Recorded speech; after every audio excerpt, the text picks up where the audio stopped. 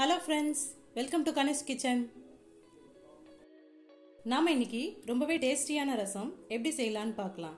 இந்த ரசம் செய்யறதுக்கு தேவையான மசாலாவை நான் வறுத்து பவுடர் பண்ணி தான் சேர்த்திருக்கேன். இப்போ நாம இந்த ரசம் செய்யறதுக்கு முன்னாடி இதுக்கு தேவையான பொருள் என்னன்னு பார்த்துடலாம். மிளகு 1.5 டீஸ்பூன், சீரகம் 1 டீஸ்பூன், காஞ்ச மிளகாய் 4, 3 பல் பூண்டு, மஞ்சள் தூள் 1/4 டீஸ்பூன், நெய் 1 டேபிள் ஸ்பூன், தனியா 2 டீஸ்பூன், அப்புறம் ஒரு சின்ன எலுமிச்சம்பழம் சைஸ் அளவுக்கு புளியை நல்லா அழுத்தி எடுத்து வச்சிருக்கேன். கடுகு 1/2 டீஸ்பூன், பெருங்காயத்தூள் 1/4 டீஸ்பூன், அப்புறம் கொஞ்சமா கொத்தமல்லி இலை, மீடியம் சைஸ் தக்காளி 1, அப்புறம் கடைசியா உப்பு 1/2 டீஸ்பூன். அவ்வளவுதான் நம்ம ரசம் செய்யறதுக்கு தேவையான பொருள். ஃபர்ஸ்ட் நம்ம புளியில 1 டம்ளர் தண்ணி சேர்த்துட்டு நாம இதை நல்லா ஊற வச்சுக்கலாம். புளி நல்லா ஊறட்டும். நாம அதுக்குள்ள இதுக்கு தேவையான மசாலாவை வறுத்து எடுத்துக்கலாம். கடாய் நல்லா சூடானதும் நம்ம எடுத்து வச்சிருந்த மிளகு, சீரகம், பூண்டு, காஞ்ச மிளகாய் 2 எல்லாத்தையும் சேர்த்து நம்ம நல்லா வறுத்துக்கலாம். பூண்டு ரொம்ப நேரம் வறுக்கணும்னு அவசியம் இல்லை.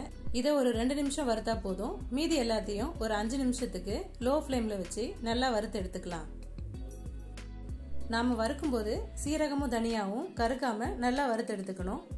நல்லா வறுப்பட்டுருச்சு. நாம் இப்போ இதை எடுத்து வேற ஒரு பிளேட்டுக்கு மாற்றி வச்சிடலாம். இது நல்லா ஆறட்டும்.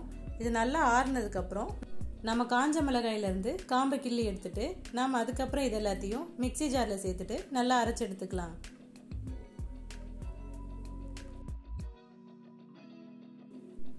நல்லா அரைச்சாச்சு. இது இப்படியே இருக்கட்டும். இப்போ நம்ம ஸ்டவ் ஆன் பண்ணி கடாய் அடுப்பில் வச்சிடலாம். கடாய் நல்லா சூடானதும் நாம் இதில் 1 டேபிள் ஸ்பூன் நெய் சேர்த்துடலாம். நெய் நல்லா உருகுனதும் நாம் இதில் 1/2 ஸ்பூன் கடுகு சேர்த்துடலாம். கடுகு நல்லா பொரிஞ்சதும் நாம் இதில் 2 காஞ்ச மிளகாயை கிள்ளி வச்சிருக்கேன். அதையும் இதோட சேர்த்து லேசாக வதக்கிட்டு அதுக்கப்புறம் நம்ம இதில் ஒரு தக்காளியை பொடியாக கட் பண்ணி வச்சிருக்கேன். அதையும் இதோட சேர்த்து நல்லா வதக்கிக்கலாம்.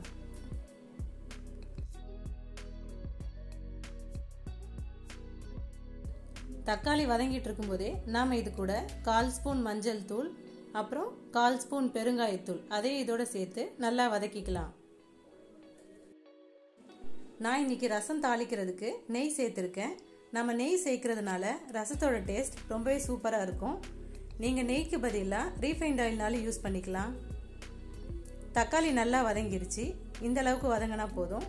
நாம் இப்போ இதில் பவுடர் பண்ணி வச்சிருக்க மசாலாவையும் சேர்த்துட்டு ஒரு 2 நிமிஷத்துக்கு நல்லா வதக்கிக்கலாம்.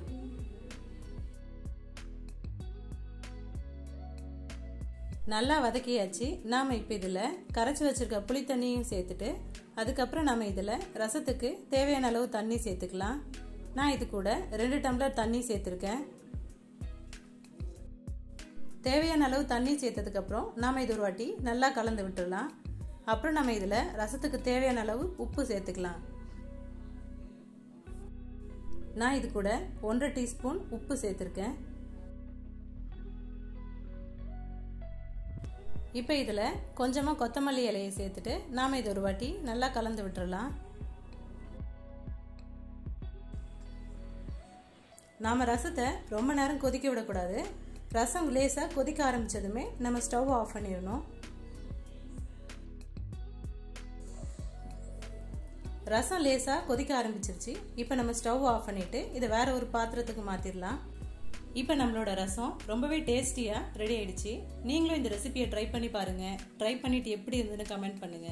இந்த வீடியோ உங்களுக்கு பிடிச்சிருந்தா லைக் பண்ணுங்க, ஷேர் பண்ணுங்க, மறக்காம சப்ஸ்கிரைப் பண்ணுங்க.